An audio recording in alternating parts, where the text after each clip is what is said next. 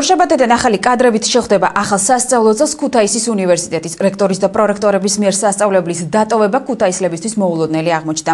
რა გახდა 6 წლიანი მოღვაწეობის შემდეგ გიორგი ონიანის თანამდებობიდან წასვლის მიზეზი უფლებამოსილების ვადის ამოწურვამდე რამდენიმე თვით ადრე. ამას ტელეკომპანია რიონის ჟურნალისტები არკვევდნენ.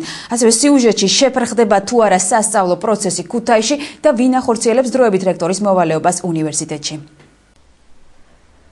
ახალი სასწავლო წლის დაწყებამდე ერთი კვირით ადრე ქუთაისის აკაკი წერეთლის სახელმწიფო უნივერსიტეტის რექტორმა და პრორექტორებმა პირადი განცხადების საფუძველზე თანამდებობა დატოვეს. რექტორის გადაწყვეტილება დღემდე ქუთაისელი საზოგადოების განსჯის მთავარ თემად რჩება, რადგან უფლებამოსილების ვადის ამოწურვამდე მხოლოდ 3 თვე იყო დარჩენილი.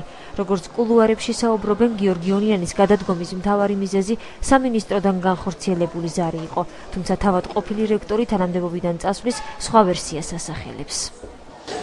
სურს მიუბრუნდე აკადემიურ მოღვაწეობას, რომლის მსხვერპლის ფასად განვლილი 6 წლის განმავლობაში მიწევდა ადმინისტრაციული მოვალეობის ტარება.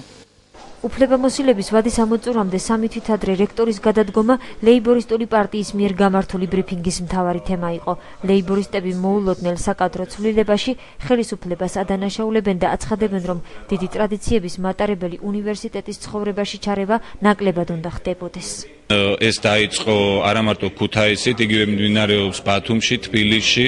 ამ შემთხვევაში, როდესაც ქუთაისის საუნივერსიტეტო ხელმძღვანელობა სწავლის დაწყებამდე სულ რამოდენიმე დღით ადრე მთელი შემადგენლობით მიდიან თანამდებობიდან, ეს იმას ნიშნავს, რომ სასწავლო პროცესი იქნება პარალიზებული, რაც გამოიწვევს ადვილი შესაძლებელია უნივერსიტეტის ლიცენზიის ჩამორთმევას, რაც გამოიწვევს საბოლოო ჯამში უნივერსიტეტის დაბალი რანგის სასწავლო დაწესებულებად გადაკეთებას. აკაკი წერეთლის სახელმწიფო უნივერსიტეტის აკადემიურმა საბჭომ რექტორის მოვალეობის შემსრულებელი უკვე აირჩია. სპეციალობით ეკონომისტი გიგა ღავთაძე უნივერსიტეტში პედაგოგიურ მოღვაწეობას 1993 წლიდან ეწევა. იყო ეკონომიკური ფაკულტეტის დეკანი, ეკონომიკის დეპარტამენტის ხელმძღვანელი, აქვს საჯარო სამსახურში მუშაობის გამოცდილებაც და რაც მთავარია, ახლანდელი ხელისუფლების მოთხოვნას აკმაყოფილებს, კვალიფიცირებულია ამერიკასა და ევროპაში. ნებისმიერ უნივერსიტეტისთვის ასეთი სწრაფიცვლება გარკვეული რაღაც ასეთი ხარვეზების ან პრობლემების შემცველი შეიძლება იყოს, მაგრამ ეს ხარვეზები არ იქნება ესეთი, რომელიც დროულად გამოსწორებადი არ იყოს.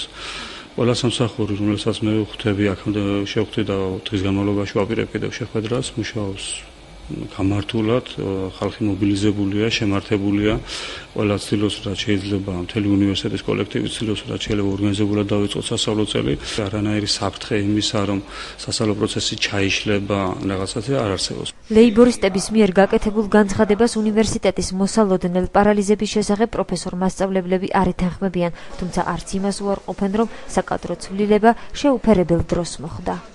თქმა იმისა, რომ ის ცვლილება, რაც ახლა განხორციელდა უნივერსიტეტში სასწავლო პროცესის პარალიზებას გამოიწვევს და დიდი სირთულეები შეიქმნება, მე პრინციპულად გაუმართლებელ ფაქტად მიმაჩნია. რა თქმა უნდა, გარკვეული სირთულეები იქნება, აჯობებდეს ყველაფერი ცოტა ანადრე ყოფილიყო ან ცოტა შემდეგ, როცა სასწავლო პროცესი დაიწყებოდა, მაგრამ არ ამგონია რაიმე განსაკუთრებული სირთულეები იყოს, იმიტომ რომ სასწავლო პროცესის დასაწყებად ჩვენ საკმაოდ დიდი ხნის განმავლობაში ვემზადებოდით. აჟიოტაჟის მიუხედავად ქუთაისის აკაკი წერეთლის სახელმწიფო უნივერსიტეტის სასწავლო პროცესს სხვა უმაღლესი სასწავლებლების მსგავსად 20 სექტემბერს განაახლებს და ეცდება, რომ წლების მანძილზე მოპოვებული ნიშა შეინარჩუნოს, განავითაროს და დაბალი რანგის სასწავლებლად გადაკეთების ეჭვები გააქარწყლოს.